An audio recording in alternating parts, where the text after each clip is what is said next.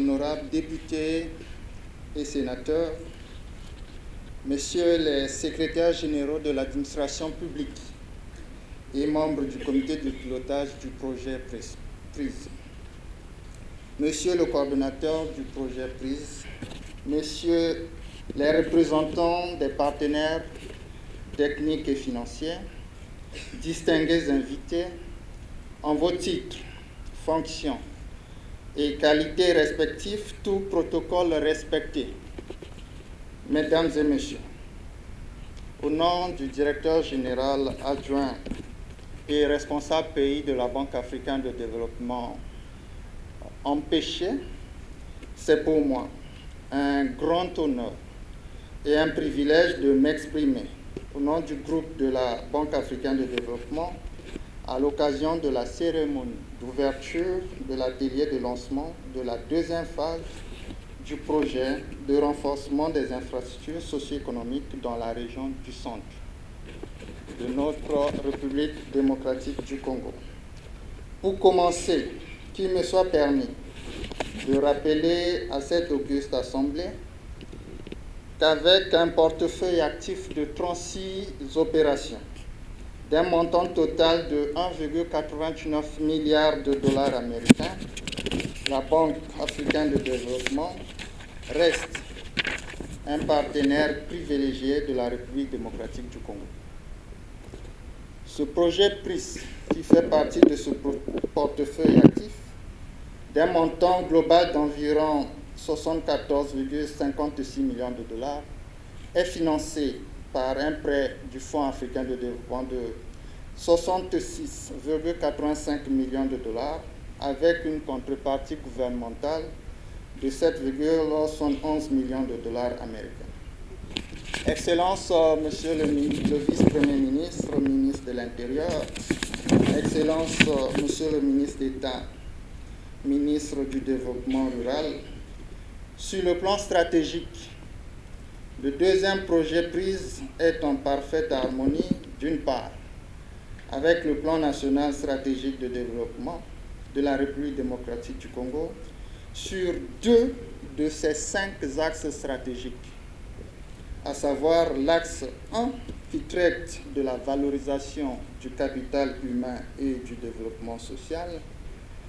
et l'axe 4 qui s'intéresse à l'aménagement du territoire, la reconstruction et la modernisation des infrastructures.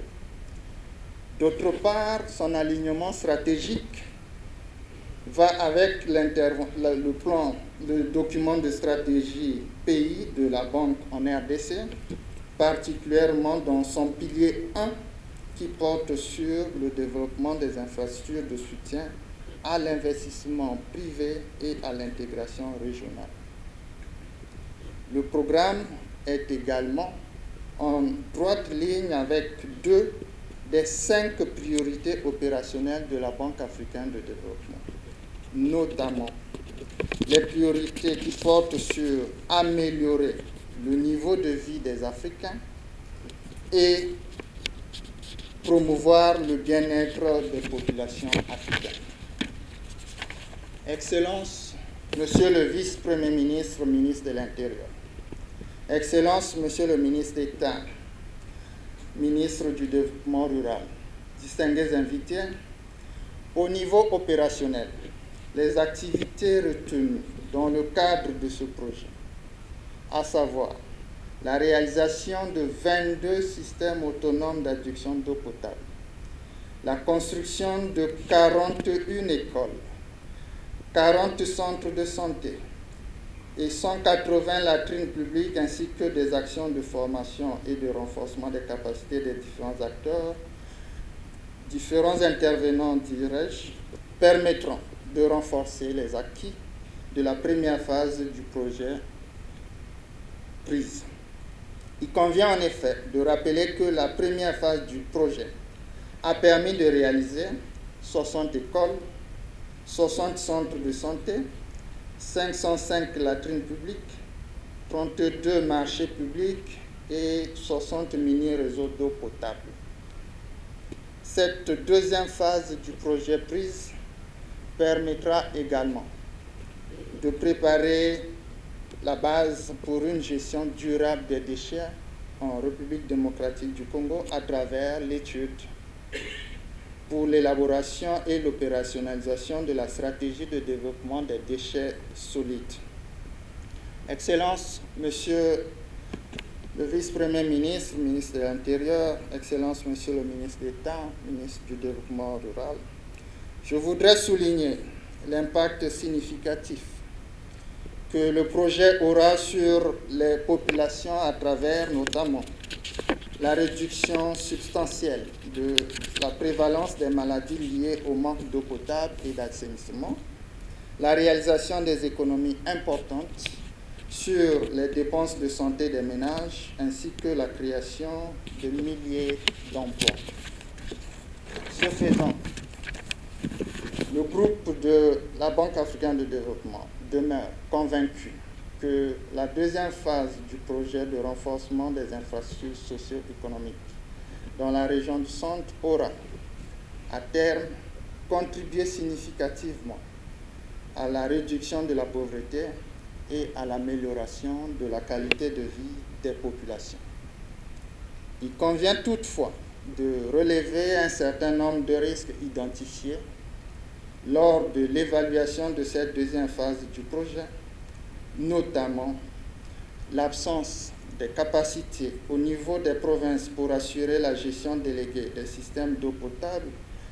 ainsi que le faible niveau d'implémentation du cadre légal et institutionnel, tant au niveau central que local. Il est envisagé